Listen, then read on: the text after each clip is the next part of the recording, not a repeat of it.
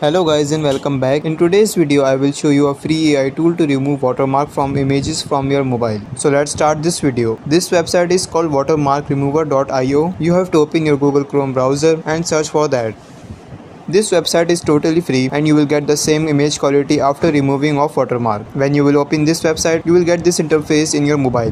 Before starting this video, make sure to like this video and subscribe our channel for more amazing content. Now once you have opened this website, you have to scroll down and then click on upload image. Now click on browse. So from here you have to select the image. If you want to select the image from your photos gallery, you have to click on these three lines on the top left corner. Now you have to scroll down and from here you can choose photos. So here I am going to choose this photo. As you can see on the bottom right corner there is a watermark and I want to remove it. So I will just simply select this photo.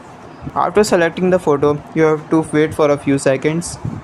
Now here you will get the watermark removed. As you can see, now the watermark is removed. Just click on download option. Now once the picture is downloaded, you have to click on open, and as you can see there is no watermark. I hope this video will help you. If so, please give this video a big thumbs up and subscribe this channel.